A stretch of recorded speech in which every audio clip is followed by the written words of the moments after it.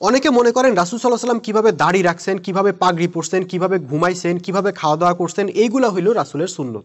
কিন্তু না, আসলে সুন্নত মানে হইল নীতি ও কর্মপদ্ধতি। অর্থাৎ রাসূল সাল্লাল্লাহু আলাইহি ওয়াসাল্লাম তার নবুয়তি মিশন বাস্তবায়ন করতে গিয়ে যেসব নীতি বা কর্মপদ্ধতি অবলম্বন করছেন, ওই নীতি বা কর্মপদ্ধতিগুলো হইতেছে রাসূলের সুন্নত। যেমন আপনি যদি রাসূল সাল্লাল্লাহু আলাইহি ওয়াসাল্লামের জীবনের দিকে তাকান, তাহলে দেখতে পাবেন রাসূল সাল্লাল্লাহু আলাইহি ওয়াসাল্লামের সামনে যদি কখনো ২টা বৈধ অপশন থাকতো, তাহলে তিনি যেটা অধিকতর সহজ সেইটা বেছে নিতেন, কঠিনটা অ্যাভয়েড করতেন। এইটা ছিল রাসূলের একটা নীতি বা সুন্নাহ। আরেকটা দিক খেয়াল করেন, রাসূল সাল্লাল্লাহু আলাইহি ওয়াসাল্লাম যখন বিচার ফয়সালা করতেন, তিনি লোকের ব্যক্তিগত পাপকর্মের জন্য তাদেরকে শাস্তি দেওয়ার চাইতে ক্ষমা করতে চাইতেন। কিন্তু যদি অপরাধী অন্য কারো হক নষ্ট করে থাকে, তাহলে তার শাস্তি দেওয়ার ক্ষেত্রে তিনি আপোষহীন থাকতেন।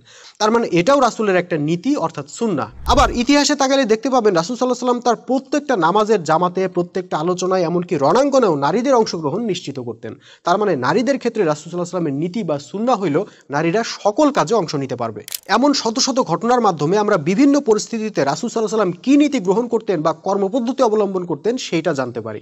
আর সেই নীতিগুলাই হলো রাসূলের সুন্নাহ, যা আমাদের জন্য অনুসরণীয়।